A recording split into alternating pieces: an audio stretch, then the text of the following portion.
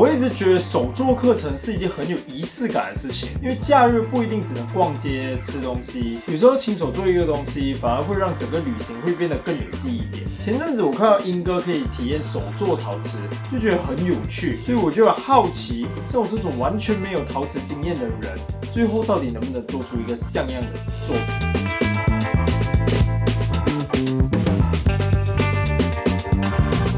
英哥位在新北市的西南部，最有名的就是它的陶瓷产业，甚至还有台湾景德镇的称号。这里的陶瓷文化已经发展了200多年，从早期的工业小镇慢慢转型成现在结合工艺、艺术跟观光的地方。所以来英哥除了逛老街之外，也可以去陶瓷博物馆看展，甚至现在旁边还有新北市美术馆。而且英哥接下来交通也会越来越方便，捷运预计在2026年中通车。不过我们这次去的时候是搭台铁过去的，从台北车站出发，大概半个小时就可以抵达英哥了。到了英哥车站之后，第一个感觉就是这里其实比我想象中的新很多。那英哥火车站应该是有整修过了，整体看起来蛮干净明亮的，而且出站后也有清楚的指标，告诉你各个景点的方向，所以对第一次来的人来说，其实不会太难找路。在这里，在这里。我们要去哪里？我们要去的是博物馆啊，这个。还有捷运哦。没有，这博物馆在这里。从这里要到这里。就我们这样走。如果你时间比较充裕的话，也可以先从新北市美术馆开始，因为它其实就是在火车站旁边，距离其实是非常近的。但因为我们今天下午还有手作陶瓷的行程，所以评估时间之后，我们决定先去英哥最具代表性的地方开始——英哥陶瓷博物馆。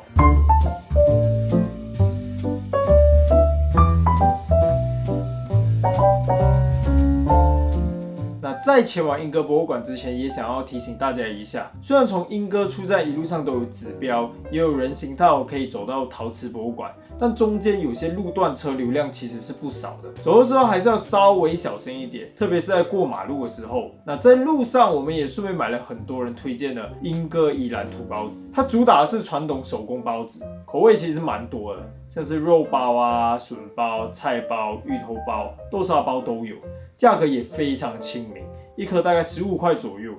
那我看到很多人都是一次过10颗在买的。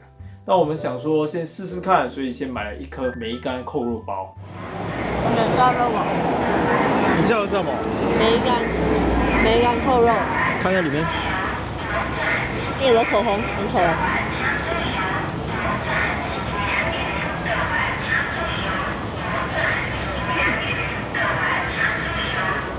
什么？那我自己是觉得它不是走那种精致路线的包子，而是比较古早味，皮比较厚一点，有嚼劲的那一种。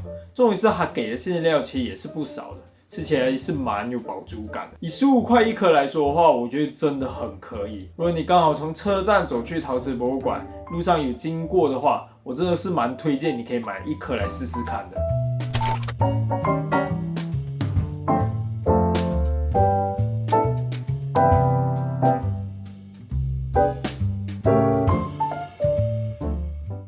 新北市立英哥陶瓷博物馆这边平常门票是80块，但我们刚好遇到春游3英的活动，所以全体民众免费入馆。那馆内主要分成地下1楼到3楼来参观，每一层楼都有不同的展示区跟体验空间，像1楼比较偏入口服务跟展览空间，2楼则是主要的常设展，会介绍台湾制陶文化、英哥陶瓷的发展，还有陶瓷在生活和工业上的不同应用。3楼则是不定期更换的特区展。那我自己逛下来会觉得，英哥陶瓷博物馆不是那一种只展示碗盘啊、花瓶的地方，它比较像是一个帮你建立一个背景知识，让你知道英哥为什么会被称作陶瓷小镇。而且里面有一些展览作品真的很棒，甚至可以说非常的惊艳。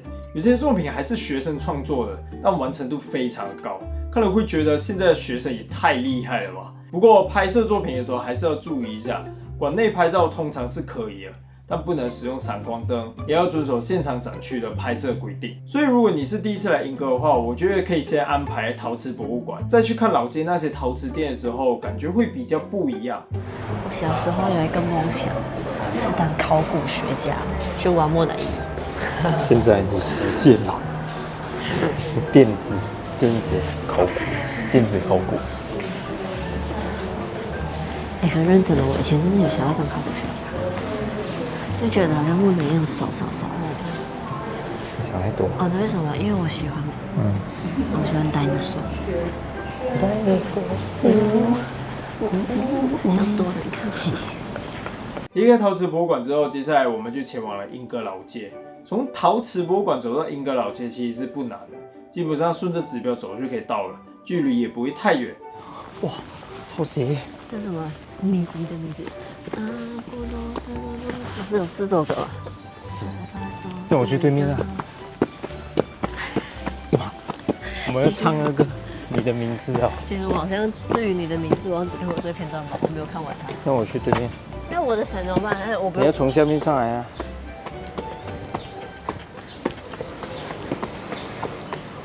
我要怎样拍哦？这样子啊？快点！然后再讲。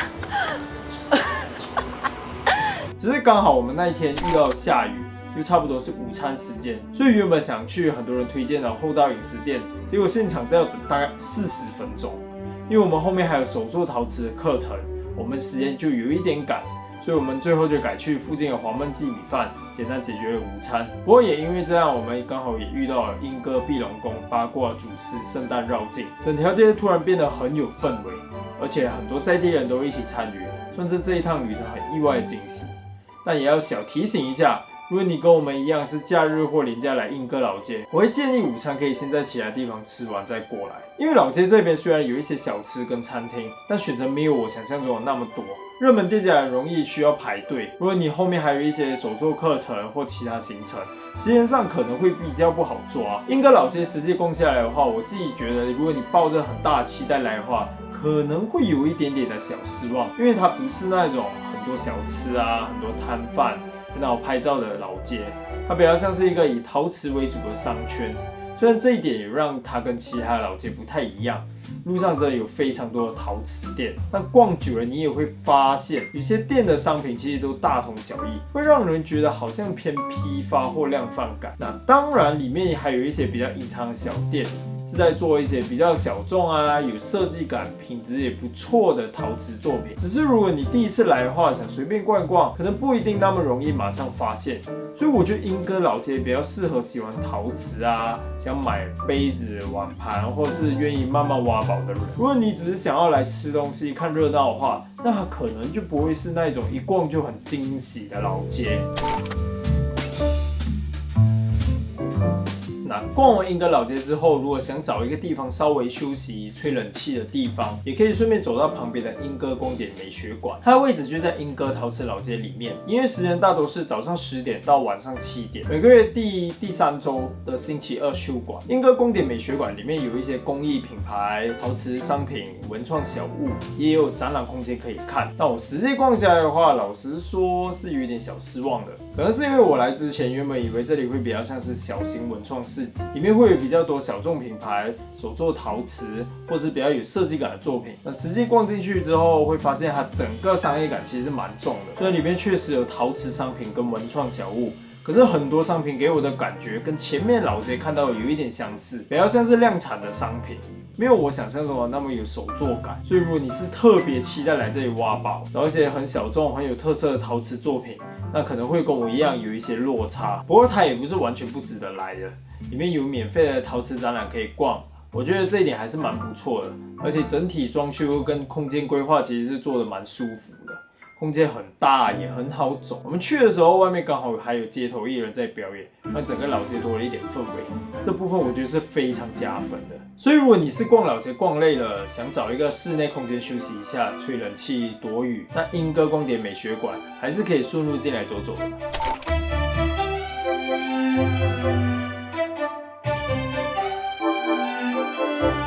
接下来就是我这一次莺歌最期待的行程。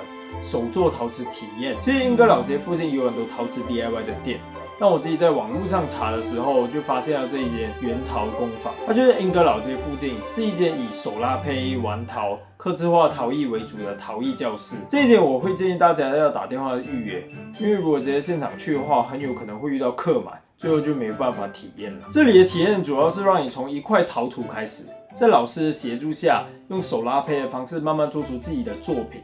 你可以做杯子啊、碗、盘子，或者比较自由发挥的形状。后面也可以再做一些装饰或刻字。我觉得手拉胚最有趣的地方就是它看起来好像很简单，但真的开始做的时候才发现，手的力道啊、角度、速度都是很重要的。只要稍微用力不平均，陶土就会整个歪掉，甚至整个形状跑掉。而且作品做完之后呢，还需要经过修胚、上釉、烧制，所以不是当天就能马上带走了。通常要等大概2个月左右，完成后可以选择自取或是宅配到家。价格的部分的话，我们这次是双人体验加上宅配，总共是1180元，平均一个人大概590块左右。我觉得以这个价格来说的话，算是还是可以接受的。不过讲一下我自己实际体验下来的感受，我原本以为手拉胚会是从头到尾由自己操作的，那实际上成型的过程中，其实蛮多部分是由工作人员协助完成的。尤其是让陶土稳定啊，拉出基本形状这些步骤，大部分会由老师帮忙控制。所以如果你是期待自己从零开始，完全靠自己的手把作品拉出来的话，那可能会有一点落差。因为我自己是觉得，在手拉胚的部分其实没有参与到很多，真正比较能自由发挥的话，是后面装饰啊、刻字和造型调整这部分，比较像是你拿到一个基本成型的陶器，再用自己的方式去把它变成你想要的样子。但我也可以理解店家为什么会这样安排，因为手拉胚的难度真的是蛮高的。如果完全没有老师协助的情况下，可能连它成型都有点困难。而且现场如果人比较多的情况，店家也需要让整个流程顺一点，不然每个人都卡在前面的话，后面也很难继续进行下去。所以我会觉得这个体验比较像是初学者友善版的陶瓷 DIY， 它不一定让你体验到陶艺师从零开始创作的过程。但如果你只是想来莺歌玩一次陶瓷，做一个属于自己的小作品，留下来旅行回忆，那我觉得还是蛮适合的。尤其是后面装饰跟刻字的部分，是真的可以做出自己的风格，也会让这个作品变得非常有纪念感。但也建议大家来做之前，可以先稍微想一下想要做什么风格。像我们那时候就没有想太多，结果真正开始装饰的时候，整个就有一点满头问号，不知道到底要做什么。你可以先在网络上找一些参考，像是做一些可爱一点的、瑞士一点、复古一点的，还是想做比较奇怪、有个性的造型，这样到现场的时候会比较快进入状态。不过也不用想得太完美，因为实际开始捏的时候，你会发现脑中想跟手上做出来可能会完全是两码事。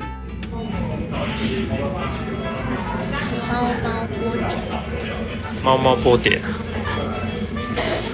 波点猫，这个叫波点猫符啊，品。所以最后作品会变成什么样子，有时候也是一种体验最有趣的地方。反正作品做完之后，大概要等一段时间才会寄来。等到成品寄来的时候，我应该会放在我的 YouTube 或社群上跟大家分享。所以如果你也好奇我们这次做的双面壶跟这个猫猫陶瓷最后会变成什么样子，可以先订阅我频道，到时候也可以一起来看看成品，因为我自己也是蛮期待的。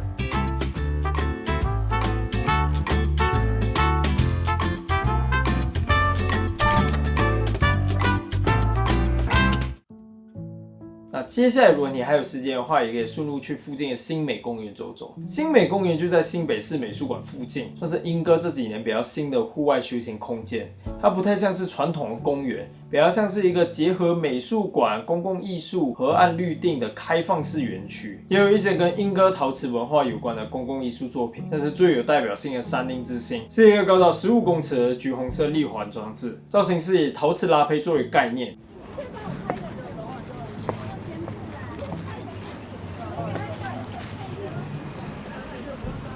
哇！我觉得这里跟老街的感觉完全不一样。老街是比较商圈、店家、陶瓷商品，但新美公园这边就比较开阔，也比较舒服，很适合散步啊、拍照，或是让小朋友来这里放电。如果前面已经逛了陶瓷博物馆跟老街，后面来这里走一下，会觉得对莺歌的印象变得比较完整。那我自己是蛮喜欢傍晚的时候来这里的，尤其是夏天太阳没有那么晒的时候，温度也刚刚好。你会看到很多人在这里野餐啊、散步、带小朋友玩，整个氛围就很舒服放松。那对于我来说的话，这里真的有帮这一趟莺歌旅行加分，尤其是把它放在最后一个行程。逛完老街，做完陶瓷之后，再来这里慢慢走一下，刚好可以用比较轻松的方式收尾。而且旁边就是火车站了，未来捷运站开通之后，交通也更方便。所以如果你来莺歌，我会蛮推荐最后留一点时间给新美公园。我自己是蛮喜欢这个地方的。旁边就是新北市美术馆，它的建筑外观其实是蛮有特色的，这里是比较现代、白色、开放感很强的设计。但我们来的时候已经是下午5点半了，而新北市美术馆周六周日只开放到傍晚6点左右，所以我们最后也没有买票进去参观。不过就算没有进去，我觉得在外面走走也很舒服，尤其是在傍晚的时候，站在园区里看着夕阳，还有远处的山林之星，会让这一趟莺歌半日游有一个很刚好的收尾。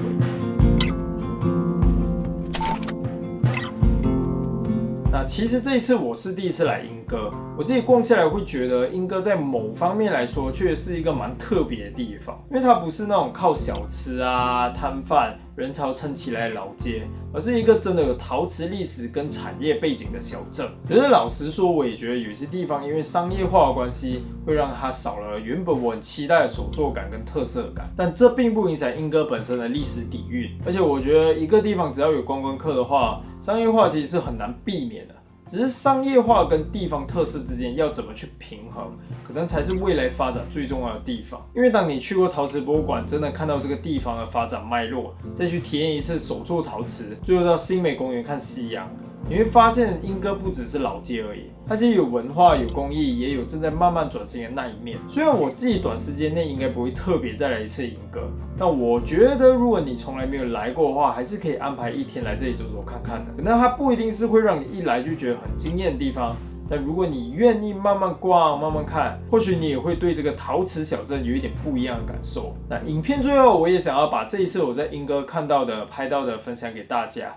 也很好奇大家是怎么看待台湾的老街？你觉得现在的台湾老街还好玩吗？还是很多地方都慢慢变得太商业化了？可以在底下留言跟我分享。如果你不介意的话，也可以帮我按个赞、订阅一下。那我们下一支影片再见。Blue sky come bearing up before us. We hang on the hem of your gown. Blue sky come, promise not to leave us. Tarry not to our town. There's a darkness in the valley. Heavy branches crack and split. If we holler, will you hurry? Can you hear us through the wind? Blue sky calm, dancing in between us. Take us up, lay us down. Blue sky calm, promise not to leave us. Tarry